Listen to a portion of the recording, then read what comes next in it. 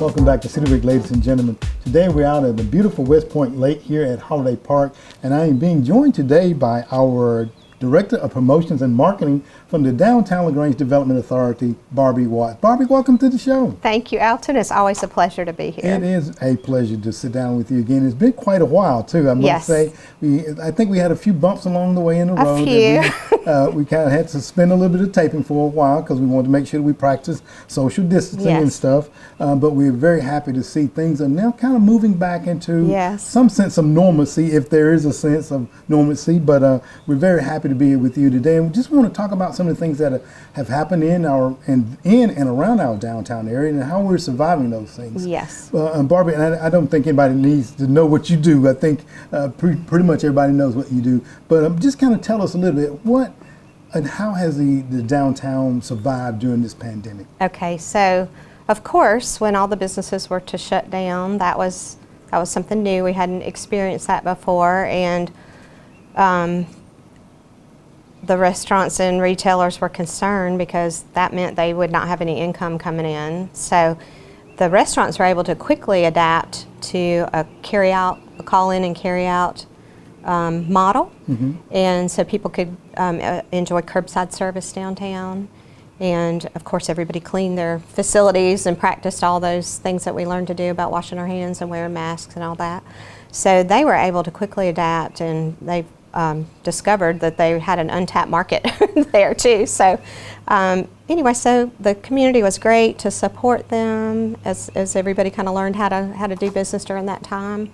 The retailers, I would say, had a little harder time. But one of the things that we did to help them is we had several area businesses that helped us create a t-shirt, a fundraising t-shirt, and I would love to give them credit because it was just heroic on their part to step up. Jackson Services, Brick House Grill, the DLDA, LaGrange Grocery, Gay and Joseph, Mallory Agency, and PC Screen Printing. So what we did, we wanted to remind everybody about all the restaurants and retail businesses that we had in our downtown footprint. And so we listed all those on the back of the shirt. We created a hashtag so everybody could show their support in their social media posts, and it's hashtag calling carryout LG. We also Visit LaGrange, our tourism site, created a chart that showed who was open, what services were available. So that was very helpful for the community. But I also wanted to show you the front because LaGrange, we think of our Lafayette statue at the square.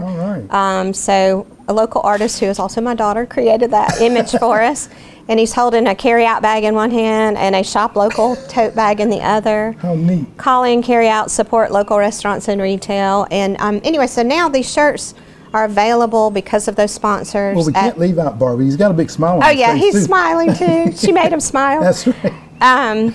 Anyway, so now these shirts have been distributed to the restaurants and shops downtown. They're available for $20 a piece. And the shops and restaurants keep the $20. So it's a fundraiser for them to help them maybe recover some of the lost incomes that they had during that time. So I'm hoping everybody will go out, if they haven't already bought one, and get one and support our downtown businesses because they are the heart of our community. It's the heart of our community, and they really need your support. So, and they appreciate it so much. And I noticed there's, of course you had the untapped market, but the curbside pickup. And I know that there's ways that other locals got involved in helping the merchants. And I think you have that. Okay, so another thing, several of the restaurants, people were giving them donations and asking them to feed the frontline workers, and it was almost to a degree that was unmanageable by the restaurants, just handling their daily operations.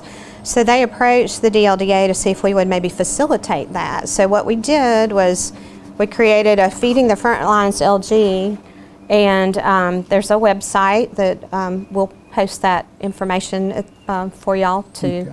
But you can donate either a meal or a gift to the frontline workers, and we coordinate with the downtown restaurant, any of the LaGrange restaurants and shops to fulfill those donations. So we've taken meals to District 4 the health department workers.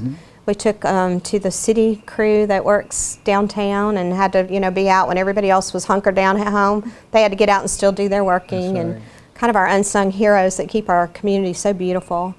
And then the hospital workers. I think there was a certain group at the hospital that maybe had not had meals taken to them yet. So we were able to do that. And Bill Honeycutt has spearheaded that for the DLDA, and he's working with representatives in the community to make sure, you know, that we're taking care of some of those frontline workers that may not have been fed a meal yet. Absolutely. So anyway, we're still continuing to receive donations to this site, and I think you can donate as small as $10 or up to $1,000, or, you know, however much you want to do. And we've had people do that at all different levels, and we just pool all those funds, and we're able to really, you know, do something nice, and the workers really appreciate that. So it's a great way to show our appreciation to them. One of the things that I think we both know, and those that have lived here in LaGrange for a long time, this is a very caring and giving community. Whenever there's a cause, people rally to that cause,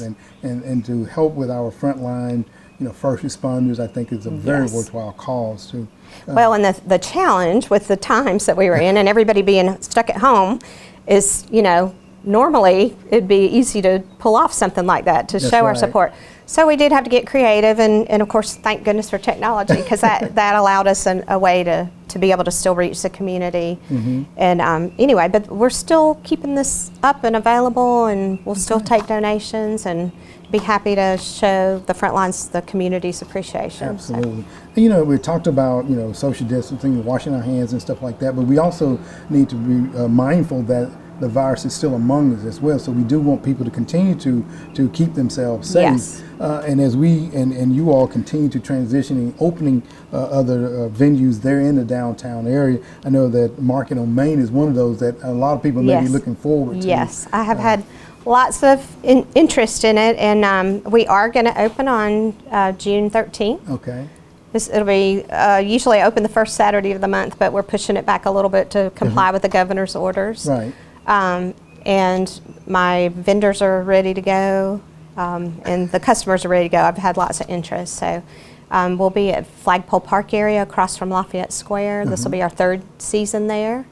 And the vendors love it because they've got all that shade down Main Street. So really they set up down Main Street more than in the park. Okay. Because the park is in full sun. I have a few vendors that will put up a tent and brave the sun, but a lot of them are enjoying that shade. Okay. So, and of course customers enjoy that too. So, and then this year I am hoping I will have some artists that we'll add them to the mix. So instead of just having our produce, as we typically have had, you know, traditional farmers market, that hopefully we'll have some local artists that we can spotlight too. And what's the time of the? So it's going to be every Saturday during the summer, from 8 until 11.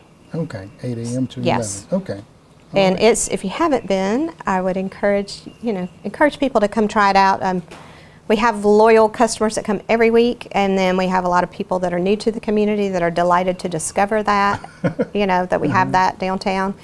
I'm sure we have a lot of people in LaGrange that haven't ever ventured out that early on a Saturday morning, but I would welcome them to do that. And we say it's worth waking up early for. So. That's right. And this is local produce. Yes, it's locally grown. So the cool thing about it is you get to talk to the farmer that has grown it, and you can ask them, oh, what are you going to have next week? You know, because they can tell you what's coming along in the garden. And different from buying things at the grocery store, it's like, you know, tomatoes ripen at a certain time and then they're gone. Beans are going to ripen at a certain time and then they're gone. They are so fresh. A lot of those farmers will be picking them that morning before they come. So you can't really get any fresher than that unless you're growing it yourself. That's right. So we have really high quality produce, very fresh, the freshest you'll find. So even we've even got like people that are blueberry farmers, and she makes blueberry scones too. So sells blueberry jam.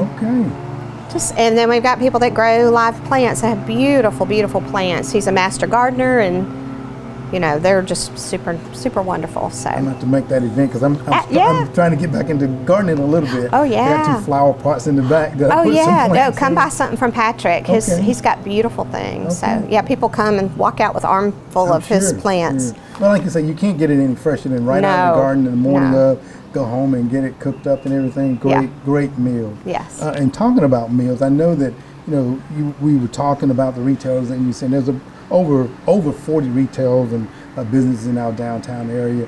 A lot of them have been there for a long time. Some have been for a short period of time. Yes. But there's one that has been there for 100 years now. So we are so excited. This is the 100th year that Charlie Joseph's has been in business, and I believe that it's the 5th generation of the family. So it's very unusual to have a business that has that long of a lifespan, but also very unusual that it stayed in the family. So. And we, of course, Charlie Joseph's has 2 locations, the downtown and one on West Point Road. So before the pandemic hit, we were planning a big block party, a big celebration. We're kind of putting that on hold right now, but I will say that they have ordered really cool T-shirts and commemorative Coke bottles. So that's the way you can go and get a little piece of Charlie Joseph's to take home, and of course, wear your shirts and help celebrate their 100th anniversary. So it's pretty amazing. It is. It's something our community really needs to celebrate. It's the same location. Yeah. Well, no. They moved no, they started. Actually started. I think it was in the back of a little store on Main Street. Okay. And then it has moved over, it's been in that location on Bull Street, I think, since the 40s. Okay. So that's a pretty long time. Okay, yeah, very long time. Almost 100 years in that location, but not quite. Not quite. Yeah. Well, and then too, we're glad to see all the various things happening in and around our downtown area. And I know there was a number of concerts that were lined up at Sweetland that unfortunately some had to be canceled and some are rescheduled. And I know that you have that rescheduled concert series. So if you don't mind, as we get ready to close out, share that rescheduling with us. Okay. So the things that were scheduled in the spring, early spring, have been pushed back, and I think the first one is going to be July 17th. It's the Black Jacket Symphony, and they will be covering Led Zeppelin, which I know that name, but I'm not sure I know the music, so I need to do a little homework. And then on July 25th is Bethel Music, which I have heard lots of their music. It's popular Christian music, and probably a lot of people are familiar with it, don't know who the artist is, but if you hear their music, you'll know it.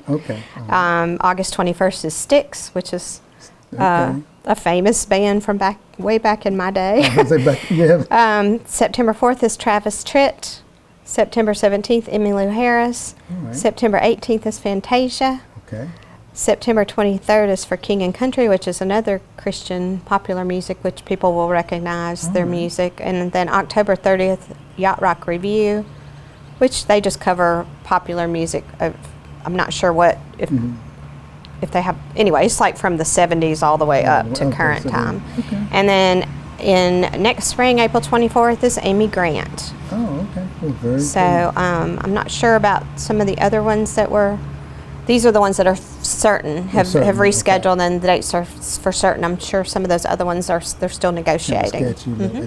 Well, good. You know what, Barbie, I'm glad to see things are kind of moving back in, as I stated, some sense of normalcy. Yes. And definitely we appreciate you and Bill and all the staff members at DLDA for the things that you all do to help sustain our downtown area. And we definitely want to invite all the citizens. If you haven't, we talked about the shirts. Yes, support us support your favorite business downtown with the shirt purchase. And also helping with and Market on Main. So we just want to keep all these things in mind. This supports our local farmers, so we definitely need to do that as well. Absolutely. And they're even asking if we can go a little further than, into the fall. And so I said, we'll see. But normally we end at the end of August because football season starts and school starts back, and we'll just have to see. But if they have produce and customers still want to come out, we may do that. So. Okay. All right. Well, Barbara, I want to thank you for being my guest on City Week this week. And again, thank you for all that you do for the merchants in the downtown area. Okay? Thank you for helping me promote and let the community know. Anytime. Thank you.